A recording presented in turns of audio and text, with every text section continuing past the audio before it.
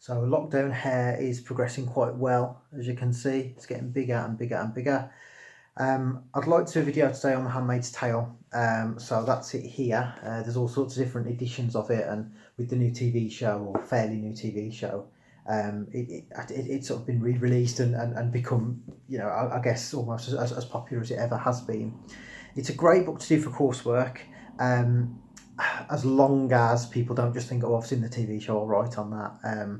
I've seen some brilliant coursework essays. Some of the best I've had have been on this book, but equally some of the worst ones have been as well, where people have maybe not thought it through.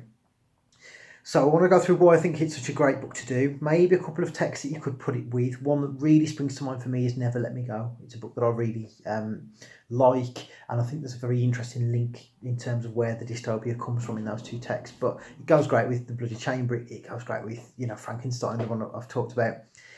Any text where you're looking at the role of women, the presentation of bodies, the use of language, it goes well with all sorts of texts.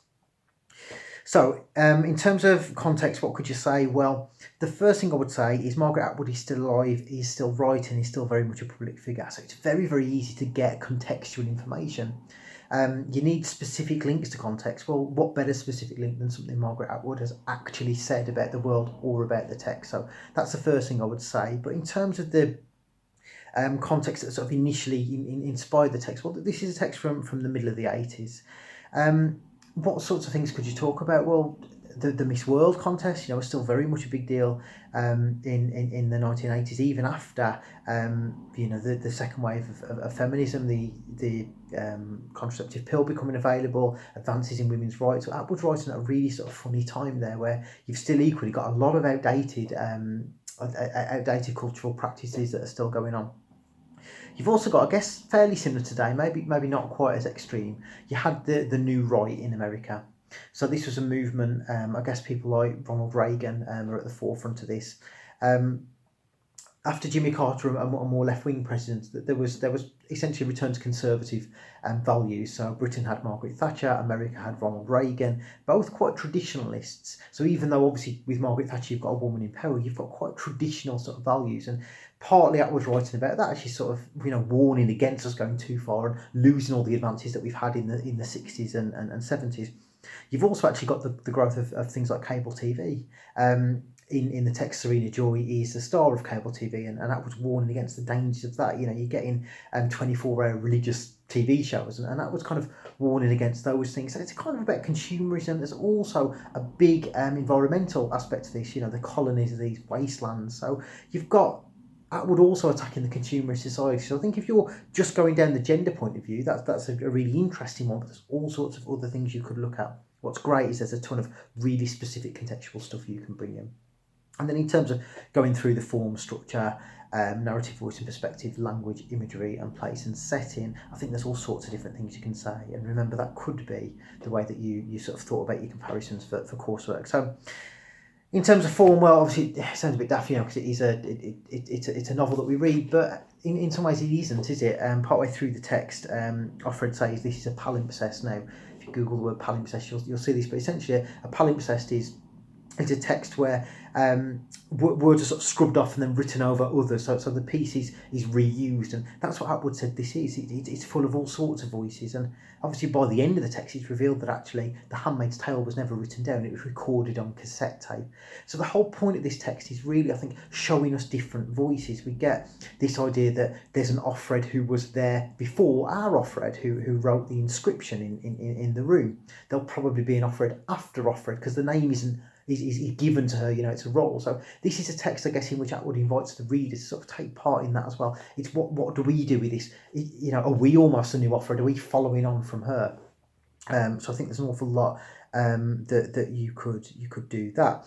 There's also the notes at the end. It's like there's a lecture being given on this. It's like it actually happened, and we're being given a lecture on it. There's a historical note. So Atwood again is really blurring the lines between fiction and non-fiction, but with a clear warning at the end that basically the professor giving this lecture has almost sort of forgotten all the lessons from the text. He's allowing these things to happen again. So it's at which point that history will be repeated. So by making this a palimpsest, by making this recorded voices where we don't quite know what's going on, where Offred is just a name given to a person, it's not that person specifically. She's giving us the idea that it's the reader's job basically to carry this on. We can sort of make the difference. It's very easy to go to that meta level, I think, with this book. In terms of structure, well, you get the notes at the end, and the last words in this text are any questions. The professor at the end of the lecture says, any questions? And again, Atwood is inviting the reader to kind of go, well, actually, yeah, you've just made all the same mistakes that Offred has been talking about in this text. So it's a text that really asks the reader to interact. It's a text that asks the reader, well, what are you kind of going to do about this? You also get these sections partway through the text that are called Night, and it's where Offred reflects, essentially. She's on her own at night, and she reflects and she goes into her own head. Well, before the historical notes, Offred leaves and goes into the darkness. She's sort of taken away. Let me just find the actual wording of the ending. Just want to get the right...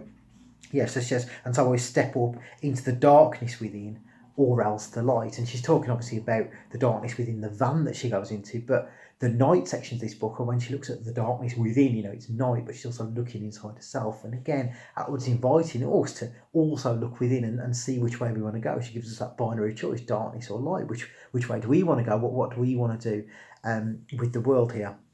Narrative voice and perspective is very interesting. As I say, there's a whole idea that Offred isn't really her name, it's a name that she was given. Of course, there's ways of seeing Offred.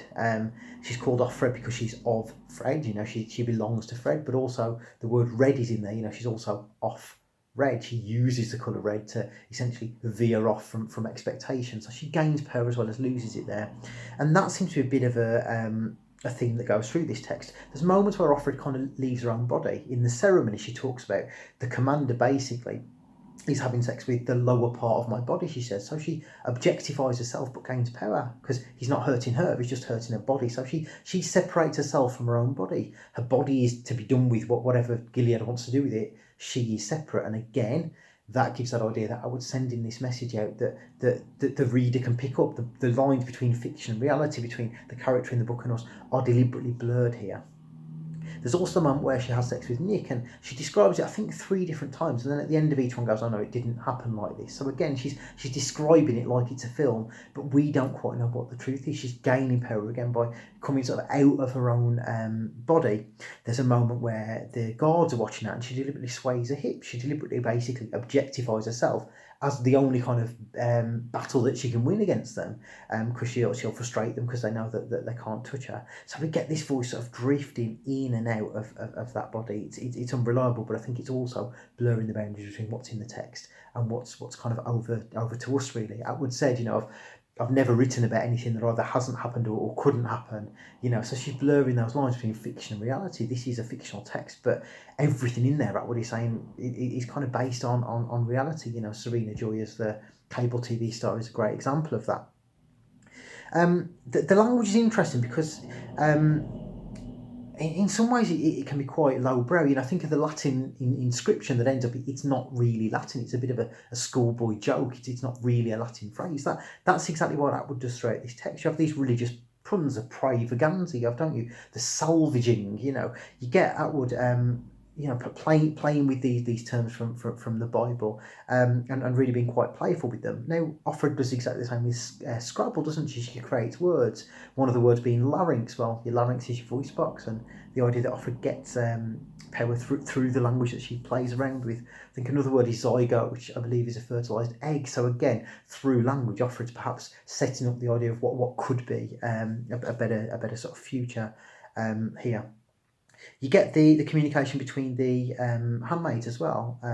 These phrases that they have to say to each other, that are kind of used as a code, but also, you could expose yourself to being taken away, but it's also how the handmaids rebel. Think about I think it's Off Glen, isn't it? It talks about Mayday, and actually there's a code word in there. So through language they rebel. Offred says at one point, doubled, we walk the street, or something like that. Now, on the one hand, she's saying we're doubled because we're the same, we've got no power. On the other hand, she's saying we're double because we're twice as strong, there's 2 of us. And actually, If you want to link to the TV show for context, that's fine. For a context of reception, I think that really plays on that idea.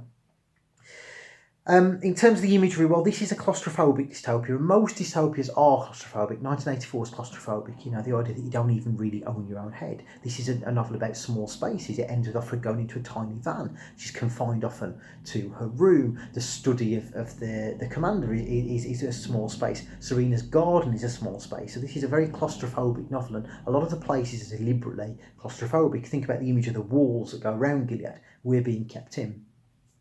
I'll do a video on Never Let Me Go shortly, because I think that's a really weird dystopia in the sense that it's agoraphobic. Basically, the fear in Never Let Me Go is kind of having nothing to contain you. So it does go very, very well with The Handmaid's Tale there. But all of this is about claustrophobia, the walls, the garden. Serena's garden's brilliant because it's things are being nurtured and grown, but also they're confined. And there's great bits there where Offred describes the tulips, and again there's that battle for what those tulips mean. Does Serena get power through the tulips, or does Offred? Serena's nails are described as being like inverted smiles, kind of laughing at her, that they show her the beauty that she once had. So there's this sense that Serena's as much a prisoner as the handmaids. This wider point about gender that Atwood kind of makes for us. As I say, the key thing here is how Offred uses language and uses her body as a weapon as well.